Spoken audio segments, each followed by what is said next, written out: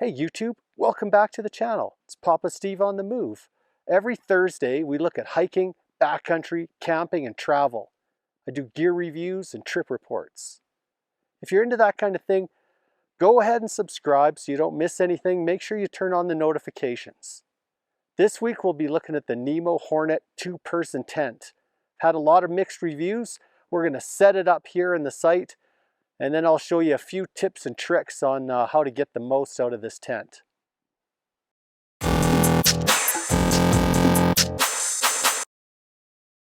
So hey guys, today I'm reviewing the Nemo Hornet 2-person tent. I always pack my poles separately because it makes for a nice small package with tent. But one thing Nemo does is they've provided a divide and conquer dual storage stuff sack. So you can have it both ways. You can pack this thing down small, or you can fold it out and keep your poles and stuff all in one package. So whatever your pleasure is, it's the same stuff sack. You don't have to get anything different, and it's designed really to just fold inside and use for the small if you're like me and you like to pack your poles separately. Now we'll also be reviewing today the optional ground sheet. I always bring a ground sheet with me because ultralight tents especially, the floor material really isn't very thick and it's going to wear, and frankly, who wants to wreck a $400 tent when they can wreck a $50 ground sheet? So Nemo's done something with the ground sheet as well as their tent, as they've color coded. So the tail end has always got the bright kind of yellow green, and the head end always has the black. So with the ground sheet, there's one that's built specifically for the Nemo Hornet 2-person tent. You'll notice that the ends are different. On the head end, there's 2 clips that clip into straps on the tent, and you want to make sure the Nemo logo is upright. There are all kinds of videos showing you how to do this, but one thing I found is that I had to actually try and set it up a couple times myself because they just didn't show me how to attach the ground sheet to the tent. The clips are a great function here on the Nemo tent, but if you don't know how to use them, they can be a little tricky the first time. Now once you place the ground sheet where you want it, lay out the tent canopy over top. You'll notice that the tent is not a rectangle. It's a little wider at the head than it is at the foot. So at the foot you're going to have those bright yellow-green straps.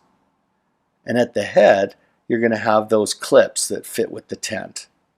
The ground sheet doesn't stake in. It literally hooks into the back of the tent strap pretty easy. It's a C-clip design. So what I actually do when I'm packing this, I leave them connected and I just roll them all up in one piece and put it back in the stuff sack. Now the tent includes a bag of stakes. They're fairly good quality, but be warned there are only 6 of them. If you want to use the provided guy lines to anchor the tent in windy conditions, you will need to bring more stakes. The nearly freestanding design requires the 2 corners at the foot end of the tent to be pegged out. The foot end has 2 bathtub style corners that you need to stake out with the ground sheet. The lines on the ground sheet are adjustable so you can place it exactly where you want it. I usually place the first 4 stakes before I put in the poles, but sometimes I do have to restake the tent afterward. The single hub design is quick to set up as there's only one color-coded pole. The poles are made from DAC Featherlight aluminum, so they maintain an excellent strength to weight ratio, perfect for backpacking. Nemo maintains its color coding too, with the black at the head end and the green at the foot end. Assemble the pole set, making sure each section is properly seated. One thing I noticed about the grommeted straps for the pole at the foot end is the one on the ground sheet seems too long. This is because the ground sheet is actually a little smaller than the tent, so that water doesn't collect on it and soak you from underneath. The poles have press fit connectors with a ball joint that pops into the clips on the head of the tent. From there you just clip the canopy to the poles. I found these fly bar plastic clips came undone in the heavy wind, and they make the tent a little difficult to roll up and pack away. However, they make setup and takedown super fast and easy. The Nemo Hornet has an ultralight nylon ripstop fly. The seams are taped with waterproof thermoplastic film for long-lasting rain protection.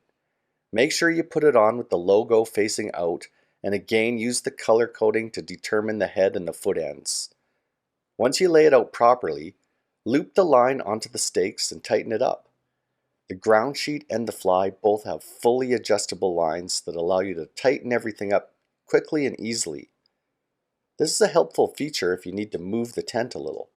There are a few Velcro fasteners inside the fly to attach to the poles. You'll want to assemble those before you stake down the fly.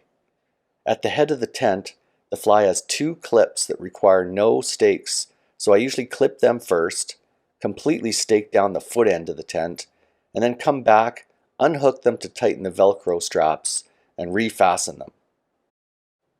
From there, you just stake out the two sides.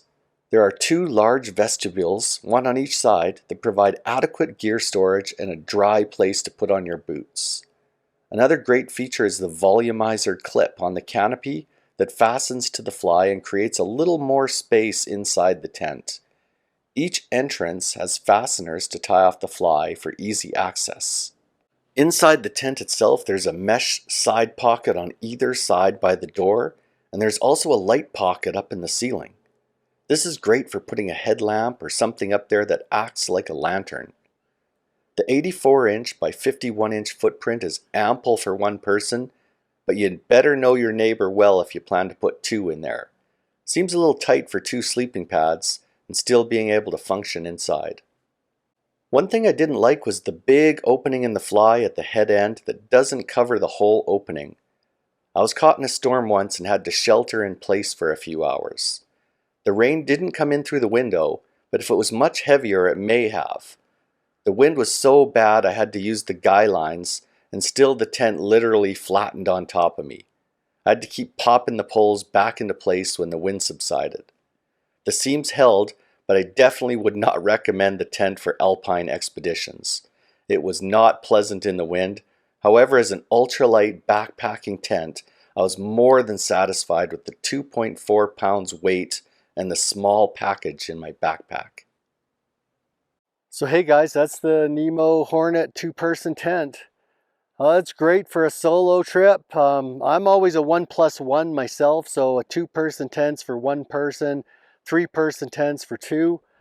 I think you'd be hard-pressed to get two sleeping pads in there without spending a substantial amount of time rubbed up against the side of the tent. But for one person, this is ideal. It's a nice lightweight tent. I'm a tent guy. I like the privacy of a tent. So this for me is my new go-to for solo trips like this out in Banff.